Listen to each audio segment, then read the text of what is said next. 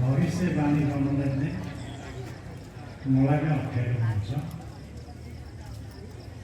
यसले गर्दा म सबै तपाईँलाई के भन्छु भने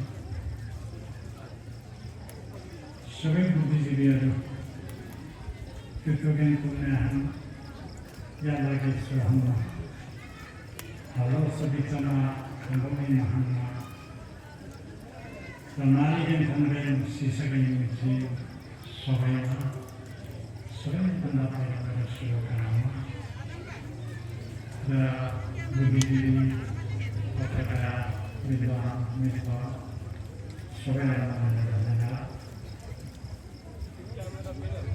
diri yes karena mahasiswa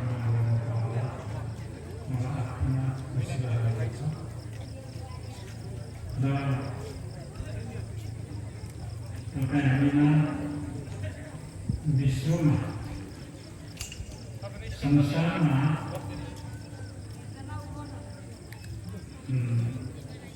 विश्वमा विश्व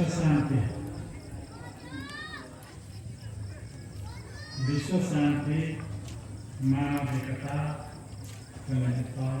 हामी गर्दै आइरहेका छौँ र हाम्रो धार्मिक मञ्चबाट हामीले भनिरहेका छौँ। तपाईँलाई सुन्नु भएको छ र म के भन्छु भने विश्वका जनता विशाख मानव नभनु र वाचन भन्छ।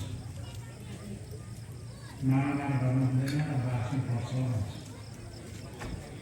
र हामी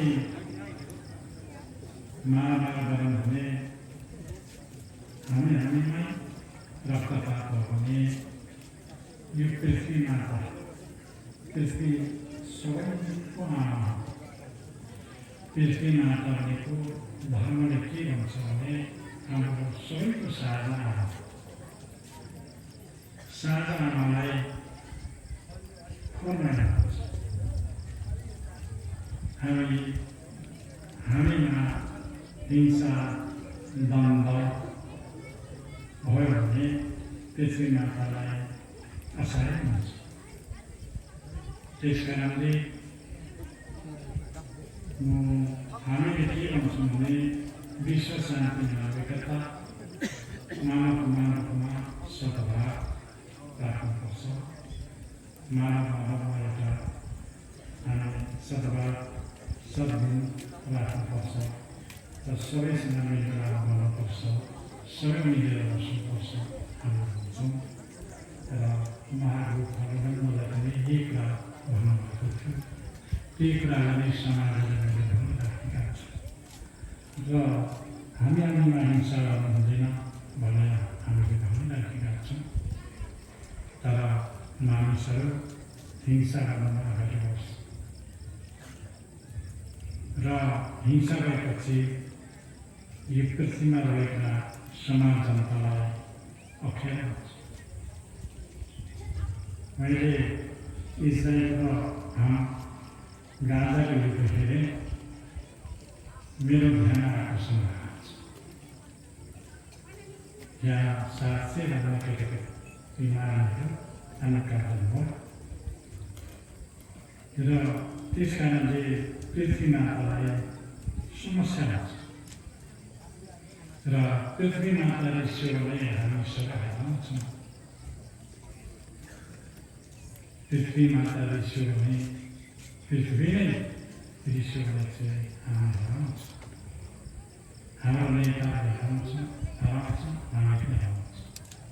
त्यस कारणले म के भन्छु भने यदि विद्यमान विज्ञानको शक्ति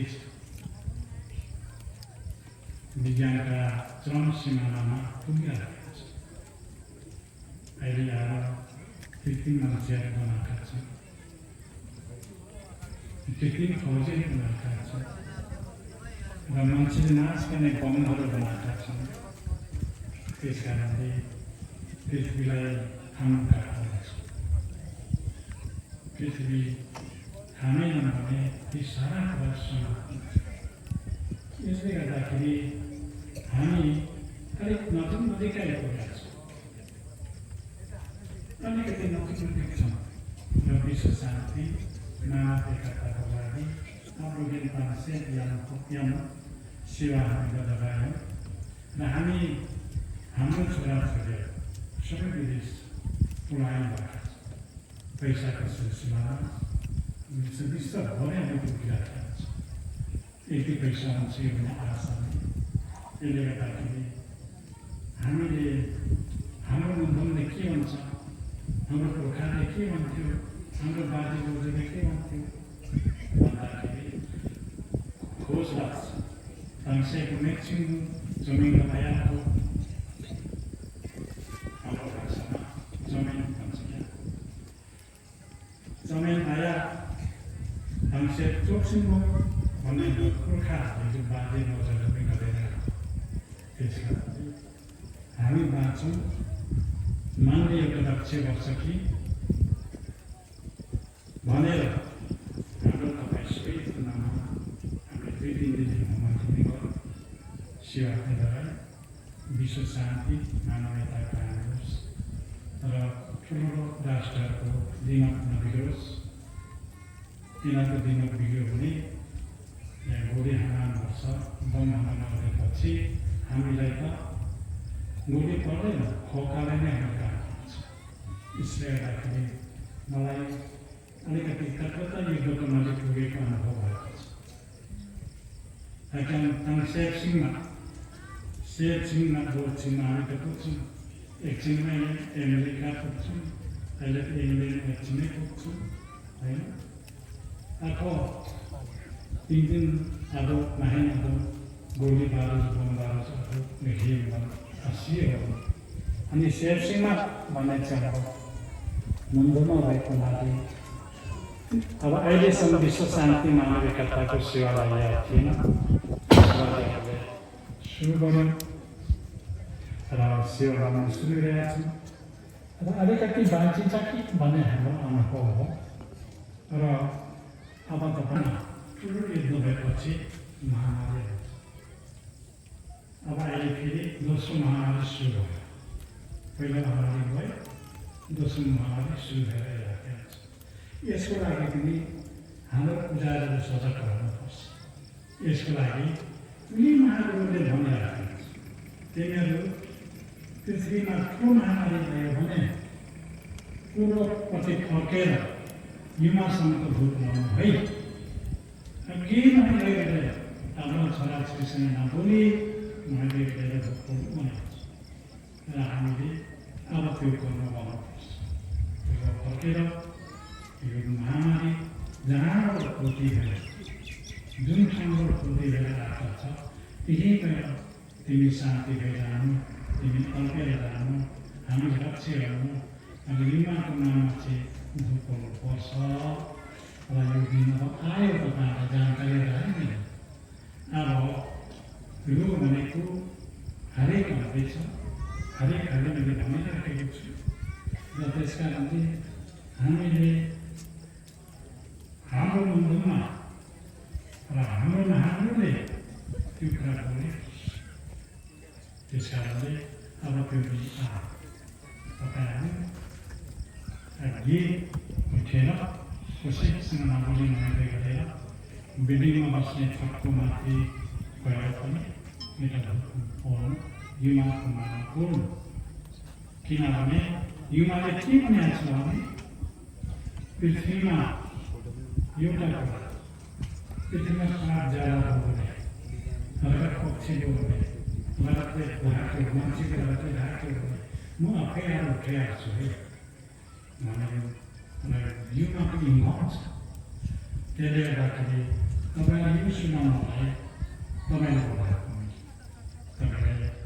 यो चाहिँ अब छ बेलाको खेतीको समयमा होइन बर्खा लाग्यो यो समयमा चाहिँ तपाईँहरूलाई मैले बोलाएर यो कुरा मलाई सुना र अब विश्वमा अब शान्ति हुँदैन लडाइँझगडा हुन्छ झगडा हुन्छ विश्वमा झगडा हुन्छ र हामी भक्तिपट्टि ध्यान दिउँ म यही भन्छु तपाईँहरूलाई तपाईँहरूको उपचारको लागि हामीले सेवा लगाएको छौँ अब हामी त नेपाली जनता त विश्वमा गइरहेको छ संसारमा पुगिरहेको छ 1 पैसा 2 पैसा आउँछका गरेका खाद्यहरू हामी गएका छौँ हामी विश्वमा गएर जागिर खाइरहेका छौँ विश्वमा गएर पैसा खाइरहेका छौँ विश्वमा गएर झाडु लिएर हामीले छोडिराखेका छौँ देखि दुनियाँ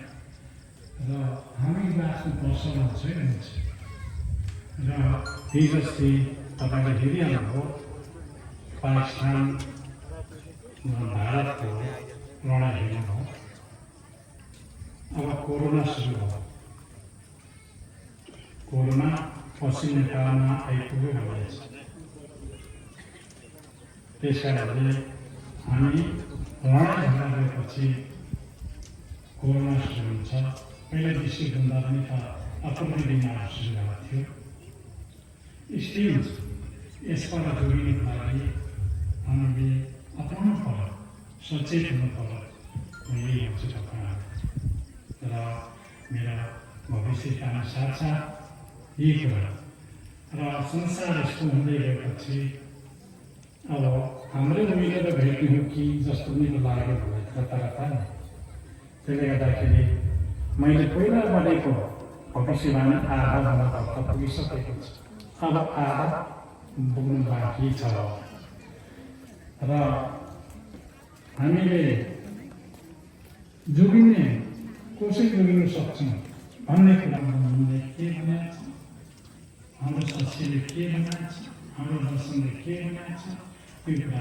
ध्यान गर्नु पर्यो र मैले प्रथम तपाईँले बोलाएर मैले तपाईँलाई जानकारी गराएको हो मेरो भक्तजनहरू त्यसले गर्दाखेरि हामी विश्व शान्ति नमागेका मानिसले गर्नु हुँदैन मानिसका कलमको खसेको छ कलमले गर्दा मान्छे मिल्नु दिँदैन र मान्छे मान्छेबाट पर्छ र मान्छे तोडेर पनि खान्छ मान्छेले मान्छे नै खान्छ अब यो दिन नजिकै आएको र त्यसले गर्दाखेरि हामी विश्व शान्ति मानवताप्रति सबैले ध्यान दिउँ भन्ने एउटा चाहिँ भनाइ मेरो चाहिँ चाहना त्यो छ त्यसले गर्दाखेरि फेरि बाँच्न सकिन्छ भन्ने ठाउँमा लिएको छ र त्यसले गर्दाखेरि